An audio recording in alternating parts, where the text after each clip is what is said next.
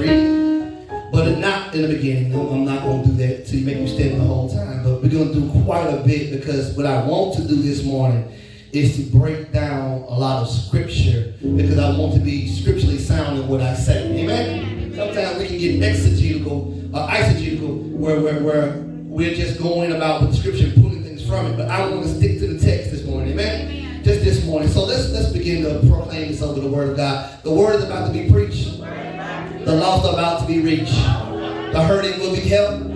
God's promises will be kept. The enemy will be demoralized. God will be glorified. I will be edified. I believe it. I receive it. I stand on it. And I live by it. When I hear it, I will apply it. And I'll be transformed by it. We're going to the book of Titus, the 2nd chapter and the 1st verse. Titus 2:1 says, "But as for you," I like that right there, "teach what accords with sound doctrine." But as for you, teach what accords with sound doctrine. Today, we're going to preach about what does sound doctrine sound like. What does sound doctrine sound like? Amen? Gotta put that head solid. That's my fault with that one. What does that sound doctrine sound like? Amen? Let us begin to pray in Jesus' name. If any man speak, let him speak of the oracles of God. If any man minister, let him do it as of the ability which God giveth, that God in all things may be glorified through Jesus Christ, to whom be praise and dominion forever and ever. Amen. You may be seated in the house of the Lord. The last week I talked about, and they continue in the apostles' doctrine, right? So one thing I want to talk about today is doctrine. Somebody say doctrine. Somebody say doctrine. Amen. And so this is what I want to speak on, because we sometimes have a warped view about doctrine and what that is and what that means. And usually what we think about when we say doctrine is what we don't do.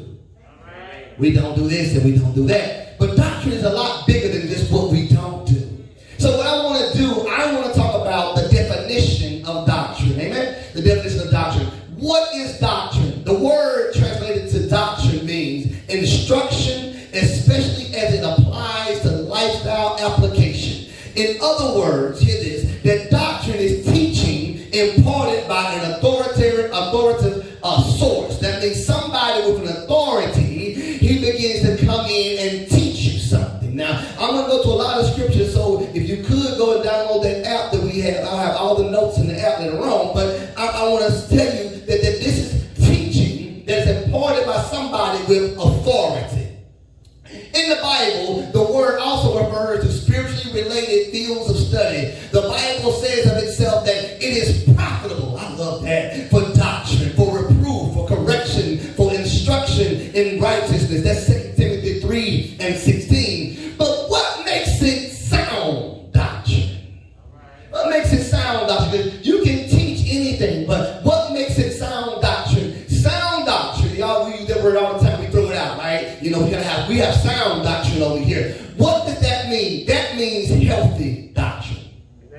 That means healthy. If something is sound, it means that it is healthy. It is teaching that is not weak. It is not sickly. It is not corrupted. It is instruction that can stand up to scrutiny and still be strong enough to be found to be solid. Doctrine is the worldview by which we govern our lives. And if our doctrine is based soundly upon Scripture, we can know that we are walking in the path that God designed for us. That is sound doctrine. So we have to make sure that what we're preaching is a healthy doctrine.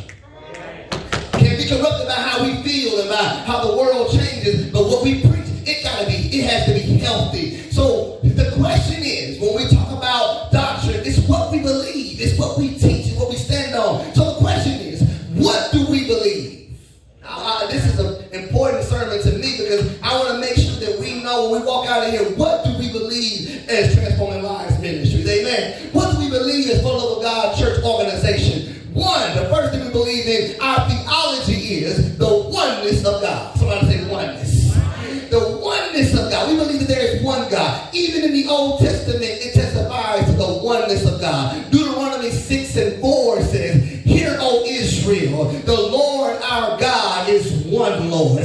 He is not anybody else, but he is one. He's of one mind, one will, people one accord. And the Bible also says in the New Testament that Jesus reiterated this in Mark 12 and 28, where he says, and one of the scribes came up and heard him disputing with another, and seeing that he answered them well, asked him, which commandment is the most important of all? And Jesus answered, the most important is, hear, O Israel, the Lord our God, the Lord is, somebody say, one.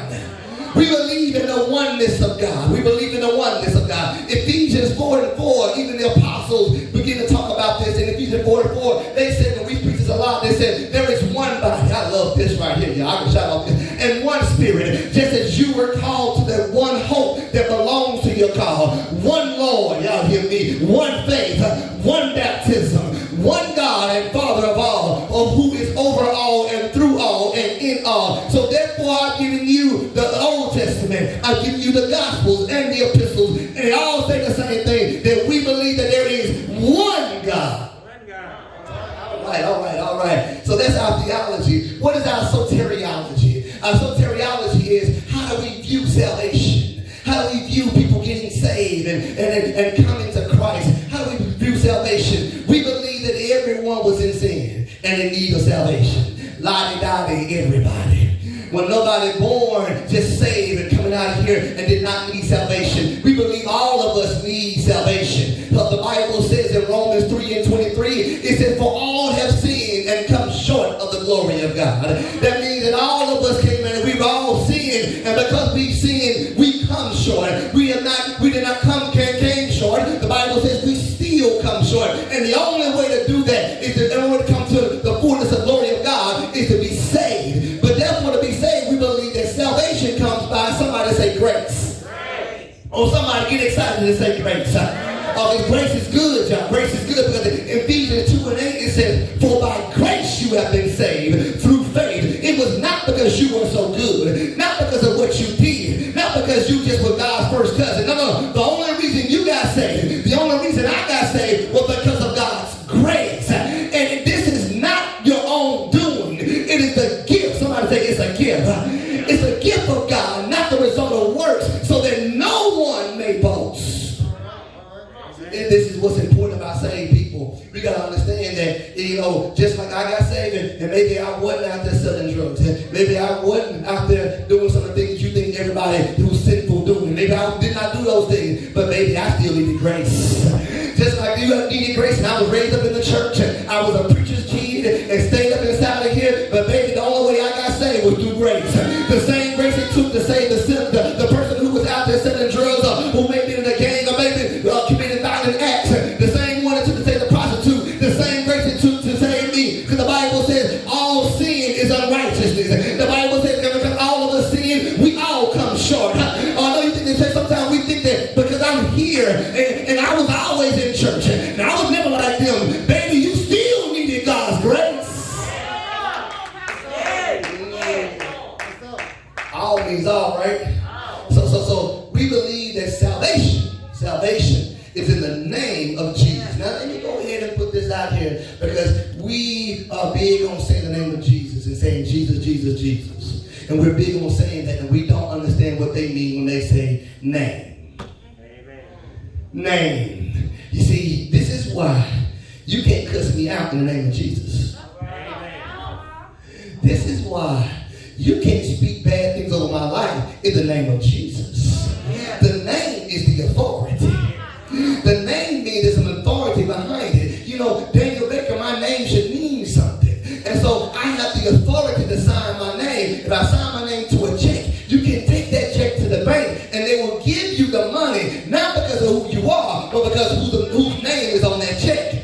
But the good thing about banks now, they know my signature. They know what I am. And so therefore, if you want to be counterfeit and sign your name to a check that I did not write, they will put you in jail because you were using my name. Y'all better hear me. And you don't have the authority. That's right. Demons don't flee at the name of Jesus. Come on. Glory. Come on. People aren't saved at the name of Jesus. Because y'all done said Jesus on a lot of stuff. Ain't gonna change that. Am I in the house? And y'all can go ahead and try to look all super saved you want to, but I've done it. I've called Jesus on You know why? It's not the name. It is not voodoo. It ain't voodoo, y'all. Because anybody can begin to take the name. It is the authority that comes behind the name. When I walk in what Jesus said, because faith comes by hearing, and hearing by the word of God. This is why the 7 sons of Sceva, they tried to bring out devils. They said, we call you out in the name of Jesus whom Paul preached. And the devil said, Paul I know, Jesus I know, but what gives you the authority to use that name?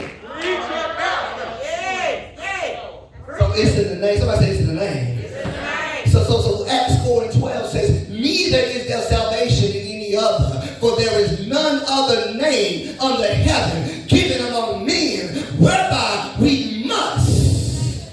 Oh, Jesus only people inside of here. Whereby we must be saved. Jesus alone has authority and the power to save us. There is no other name by which you can be saved. No other authority by which can save you. You can be cool with the pastor. You can do stuff for the pastor. You can do stuff for the good person inside the church. And I can get cool with Brother Shawan, but Shawan can't save me. Can I tell y'all something else right now? The pastor can't save you. The church cannot. This building can't save you. But the name of Jesus, the authority of Jesus, the devil can bring what he wants against you. He can try to tear everything down inside your life. The Bible says he will come in as a flood, but we run into his name, for his name is a strong power. His name holds up. Oh, let me get out of here. So we believe also that salvation comes through confession and belief. And see, we like to, as apostolic, to preach certain scriptures and say, well, that's not really what it says, but the Bible says what it says. It says in Romans 10:9 that if thou shalt confess with thy mouth the Lord Jesus and shalt believe in thine heart that God has raised him from the dead, thou shalt be saved. That's it, y'all. I know we don't like to say that, but that's salvation right there. Salvation is going to 2 things, belief and confession. If I believe and I confess, that's salvation. We cannot add or take away from the scripture based on what we want to say. The scriptures stand alone. The words stand alone. We believe that if you confess with your mouth and you believe in your heart that God has raised him from the dead, the Bible says, thou shalt be saved. There you go. That's salvation. That's the word. I mean, it's going to keep you, but that's salvation. Because after you get salvation, we also believe, y'all better hear this, in the power of the Holy Ghost to renew us. Oh, y'all better hear this. Titus 3:5 says, not by works of righteousness which we have done, but according to the mercy he saved us by the washing of regeneration and the renewing of the Holy Ghost. That is what I want y'all to hear, that you can be saved, but you got to be renewed. That the Holy Ghost comes in to renew that spirit inside of you. That it's good that you believe. It's good that you confess. I know that happens, but now God says, I will give you. You ain't got to earn it. Y'all better hear me. You ain't got to chant for it. You ain't got to work for it. But the Bible says, I will give you my Holy Ghost. It comes inside of you to regenerate you and to renew you. I love that. So stop telling them, they ain't saved because they said that. And stop telling people they don't have the Holy Ghost because you didn't hear them speak in tongues. Y'all better hear me inside of here. The Holy Ghost, the Bible said he gives it to us. He gives it to us. And the problem is, it's not that the Holy Ghost ain't there. I'm going to preach what I preached last week. It's not that you didn't get saved. It's not that you were not changed. The problem is you did not continue. I worked out this week, y'all. Well, I worked out like 2 times this week. Passed by our teacher said, Mr. Baby, like you about to go work out, like you been working out. I said, well, thank you. Only been a week, but guess what's gonna happen? If I don't go out next week, and the next week, and the next week, if I don't continue, I'm gonna lose whatever gains that I had. Yes, sir. We believe in the need for repentance and baptism in the name of Jesus. This is why I don't always go at people. I want to say this on camera. I do. I don't want to go at people when they say, well, you didn't get baptized the right way. I don't really go at people that much when I say that, because one, it's about the authority. What were you being baptized into? If you tell me the name If I used to baptize in the name of the Father, the Son, and the Holy Ghost, and I know we baptize in the name of Jesus, and we believe the Bible says that. We believe that. But if you got baptized in the name of the Father, the Son, and the Holy Ghost, and I ask you what was that name, and you say Jesus, baby, we good. We good. We good. We're not going to quibble over stuff like that. I'm not going to lose fellowship with you over some stuff like that. If you recognize the name, if you recognize the authority, if you say, you know what, I went down in the name of the Father, what's his name? Jesus. I went down in the name of the Son, what's his name? Jesus. I went down in the name of the Holy Ghost, what's his name? Jesus. Well, baby, that's the authority. That's what I want to hear. I want to hear that you went down in the authority. Do you know that when you went down, that it was the name of Jesus, the authority of Jesus, that will begin to raise you back up as a new creature? Acts 2:38. You know I'm apostolic. I gotta go there. I can't preach about salvation when I go in there. I'm just too old school for that. Acts 2:38 says, then Peter said to them, repent and let every one of you be baptized in the name of Jesus Christ for the remission of sins, and you shall receive the gift, y'all better hear me, of the Holy Ghost. There is no working for it.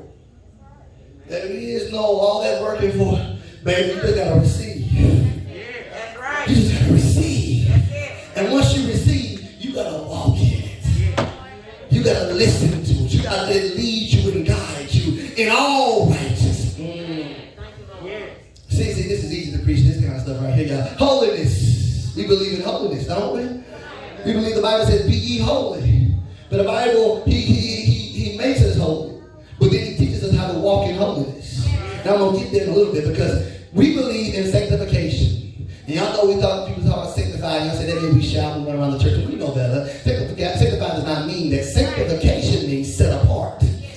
Where 2 Corinthians 6:17 says, wherefore come out from among them. I like that. And be ye separate, says the Lord. Now I got to work around unsaved people. I got to go to school around unsaved people. I go to the gym around unsaved people. I go to the grocery store around unsaved people. That's not mean I got to stay at my house all the time.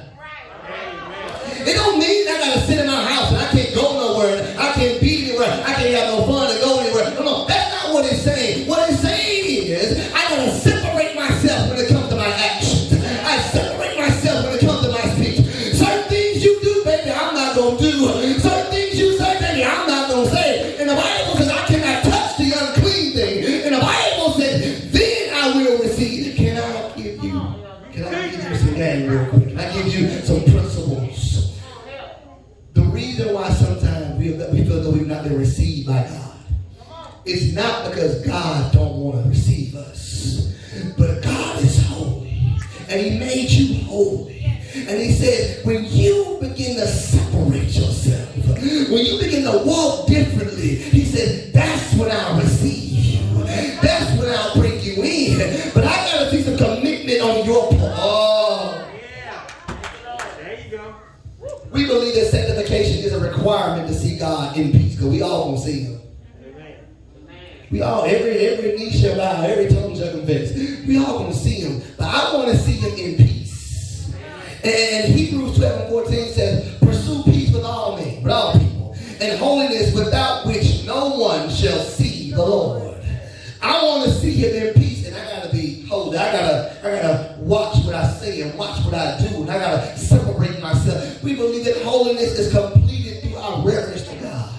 How do I complete the holiness? Because I gotta revere God. You know, we now live in a world where people just want to get God and get God so they can do what they want to do, and He can make my life better. But we don't revere Him no more. I'm gonna preach this word. We live in a time now where people say, you know, I don't want to pray when things get bad, but I don't want to revere God on Monday. Y'all better get me. And we gotta get to a point where we revere God. How we respect Him. 2 Corinthians 7:1 says, having therefore these promises, dearly beloved, let us cleanse ourselves from all filthiness of the flesh and the spirit, perfecting holiness in the fear of God. The word fear translated means reverence, respect. God don't want you scared of Him, but you still need to respect and fear and revere Him.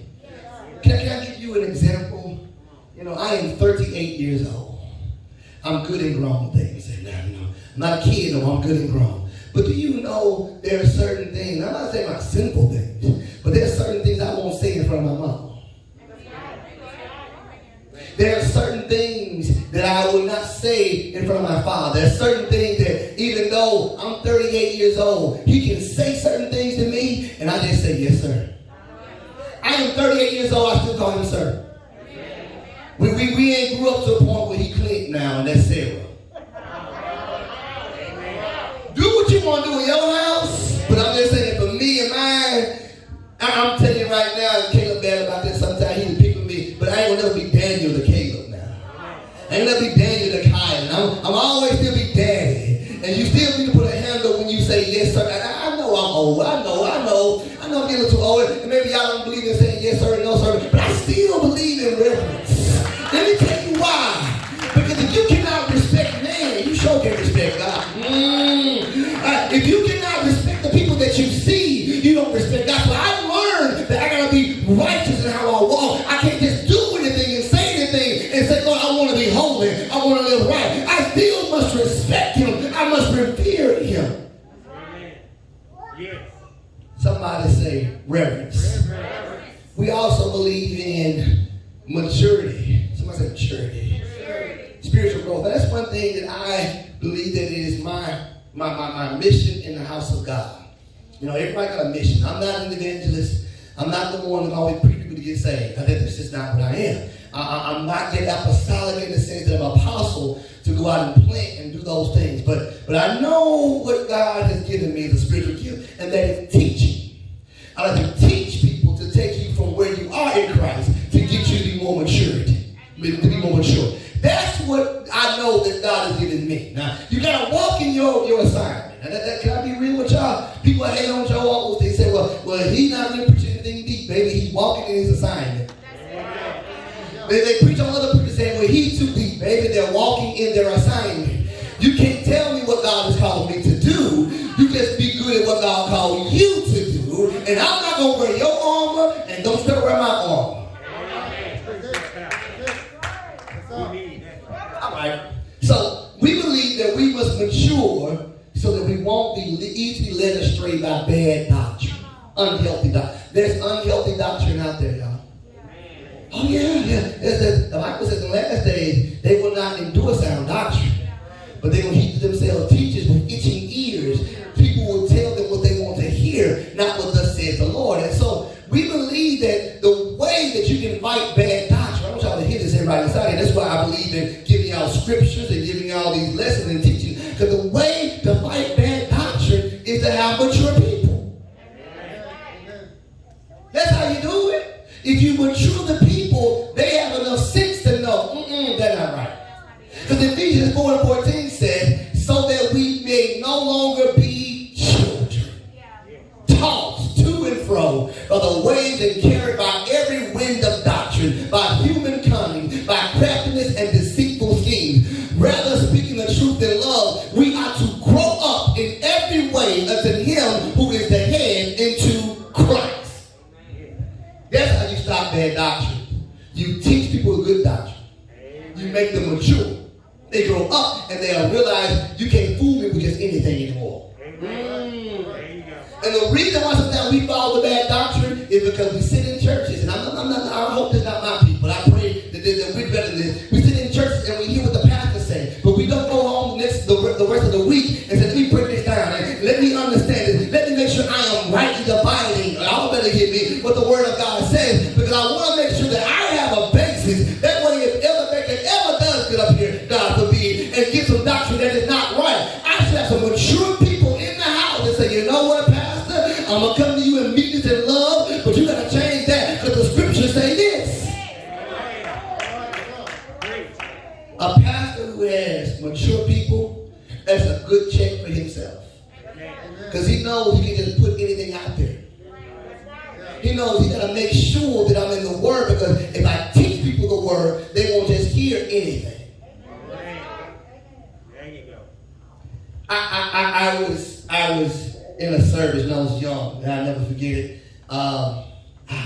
I think I remember what I was saying, but I was doing a Bible study at a church, and one of my good friends, and he teaches people the word. He teaches me the word. And so I was just doing the Bible. I was young. I probably just minister. I wasn't elder baker at the time. Just minister Daniel. And I said something. I think I said, because we know God. The Bible says God won't put more on us than we can bear. And the people were like, because the word don't really say that. We say it, don't we? It don't really say that, though. That's not exactly what the word says. The word says that sometimes God will put more on you than you bear, but He will always give you a way of escape. Amen. Yes, He will.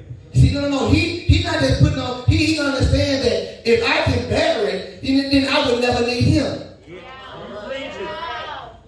If I can take it on my own, I would never pray. You wouldn't either. Don't look at me crazy. If you can handle things by yourself, you wouldn't pray. But sometimes, no. If you say, well, that ain't me, Pastor, I never experienced that, keep living. Keep living. There'll be some things that will hit you to a point you say, Lord, I'm going to lose my mind. Lord, I don't think about to just go back. I don't know what I'm going to do. He will put things on you that are much more harder than you can use to bear. But the Bible says He will always give me a way of escape. Do you know why He does that? He wants the enemy to think that you're going to fall. He wants the enemy to think that you're going to crumble. And He puts whatever He can on top of you. And He says, I know they can handle that. I know they can handle that. And the devil says, I got them now. They're going to fall now. They'll be backslid in 2 days now. I know that. But all of a sudden, the Bible says He makes a way. We preached something this morning. He's a way maker, miracle worker, promise keeper. Thank God for that church. I said, Lord, let me make sure I got my scriptures right. I'm just going places giving cliches. And that ain't being real. We just give cliches sometimes. And we say stuff that's not in the scripture. But you know what? When you got some mature people, they will keep you in check. And we all need that. Iron sharpens what? Iron. There you go. So I ain't getting mad at them. I know y'all think, Pastor, they embarrass you. No, I learned from that. We believe we must mature so that we are not stuck on foundational issues. Hebrews 6:1 says, therefore, leaving the principles of the doctrine of Christ, let us go on to perfection. In the Greek, that means maturity. Not laying again a foundation of repentance from dead works and of faith toward God. He goes into a lot of stuff. You know what happens when people don't mature? They stay at one level. They perfect that, and they don't want to hear anything else. They don't want to hear any deep things inside the Word of God. They don't want to hear that because they're not mature enough for it. I was talking to my wife, and we were talking about something with our son, he's driving, and we were saying, my wife said, well, I don't think he understands. And I said, baby, at his level, he don't have to understand. He's a child. He just got to obey. But we teach him things because one day, very soon, he will be out of my house. He will be on his own to an extent, to an extent. They don't just leave. Lord knows them just leave. To an extent. And once he gets to a point where he's at college by himself down there in Perkins, I did not taught him. And so now, hopefully, he's heard what I said and he can begin to go beyond the foundational issues. This is why churches stay where they are. Because we get stuck on the foundation. Instead of building. The foundation is there for you to build on. Not for you to there to stay with. Y'all better hear me. Don't leave me out here by myself. I'm just telling y'all the truth. That's why I'm a doctrinal person. I believe in teaching doctrine. So you know the doctrine. But we build on what we know. Because we believe, hear this, that maturity means a change in behavior. 1 Corinthians 13:11 says, when I was a child, y'all thought the wrong thing, but this is what he's talking about. When I was a child, I spake as a child. I understood as a child. That's why I said, he don't have to understand everything. Well, I'm telling you, you can't go here, you can't do that. He's still a child. And he understands as a child. But and I thought as a child. But when I become a man, the Bible says, then nobody puts it away for me. I put away. It didn't say God put it away. That shows you maturity. When people don't have to take your checkbook from you. You're mature when they don't have to call you about your money, their money.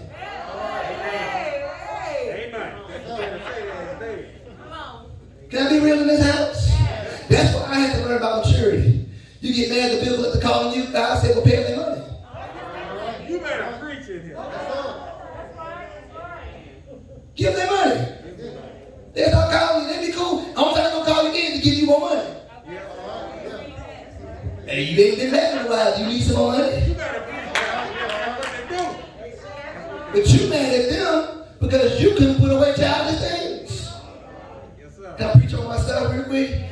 You mad at them because you want those Jordans going to come out. They came out yesterday and I did not get. You want those Jordans, but then you got a light bill going to do. But you going to pray to God, even got a light bill. Even got a gas bill too. Telephone disconnected. Waiting on my next paycheck. Childish. And when you say, well, Pastor, talk about doctrine. No, baby. If doctrine does not affect your everyday life, there's no point in preaching. If it don't affect you going home, there's no point in preaching. After you get to be a grown-up, you got to put away childish things. Because just because you're grown don't mean you can still be childish. And still have your toys and your ways. Y'all better hear me. I know I'm walking hard. Y'all don't like it. I'm preaching on me. Preaching on me too. The Bible says when I became a man, I put it away. I had to put it away. I had to realize that if I don't want you calling my job, I'm going to give you your money. And if I can't give you your money, I'm not going to make that deal. There you go. That's maturity right there. And maybe I can wait on it sometime. I didn't want to make a note one time, and I said, one at a time, I said, I don't want to make a note. I'm going to have this money. I got 2 weeks, and my washer had messed up, and my washer, the dryer messed up. And I said, you know what? I'm going to go this week. I said, baby, because it's me, I'm the man. I'm not going to send you. I'm going to the laundromat for 1 week. I went to the laundromat. I said, because I'm not going to get into that predatory loan you're trying to give me for this dryer. I get quiet, y'all want to. I'm going to get to that predatory loan. By the time I get to paying for this dryer, I'm going to pay 3 times what it's worth. And if I can wait a week and pay for it cash, I'll wait a week and pay for it cash. Because I don't want to be. And you said, Pastor, what did I do with spirituality? When you are going through things like that, it makes it harder to come to the house of God and praise. It makes it harder. Y'all know what you want to say. Baby, I've had some bills. I've had some rough things that happen in my life. It's a little bit more to praise God because you're going through so many things and you're so weighted down. But once you get to the point of Lord, I got to be mature. That way I can lift my hands. I'm not worried about those things. Put spiritual things on me, God. That's why I can take care of the natural. Say something right there, Pastor. Yes, sir. Y'all get mad y'all want to. Can't even sleep sometimes the bills are so bad. I didn't help. But I learned it wasn't the enemy that signed that paperwork. The devil did not set up his kingdom inside that office. Baby, that was me. And I had to learn that if you can't afford it, you can't have it. I don't care if you think you deserve. You deserve what you can pay for. Anyway, we believe that we must be mature. We must mature because it takes maturity to handle deeper principles. That's why we got to move from the foundation. Because you got to be mature to handle deep things. Because what I just preached to y'all, some of y'all like, I don't want to hear that, Pastor. Some of y'all don't want to hear some of the deeper things because it takes maturity to get to that level. Because mature people don't always point the finger outside. They look at themselves. They don't look at everybody else and say, no, what can I do to fix me? Because I can't fix for the Christian over there. I can't fix for the other sinners. I got to fix me. Hebrews 5:14 says, but solid food, the Bible says meat. The King James says meat. It's for the mature. For those who have their powers of discernment trained by constant practice to distinguish good from evil. That means you got to go through some things where God says, can you tell me what is good and what is evil? That is discernment. Hear this. If you want to write this down, you can. Discernment is the ability to tell the difference. There you go. Yes. Do I know the difference between what's right and what's wrong? But the Bible said that comes through constant practice. That's God putting things in front of me and saying, well, you going to pray this time? God putting things in front of me and working on my discernment so that I don't have to always. I preached this last week. I say it again. Sometimes the reason why we got to pray for 30 days and 30 nights and fast for 30 days and 30 nights to get an answer is because we're not mature. You preaching. Yes, sir. Yes, sir. And because we're not mature, we don't have discernment. I remember those older saints, they constantly prayed. They continued in fasting, continued in prayer. So whenever Apostle called a fast, they were like, okay, that's great. I'm good. I fast every weekend away.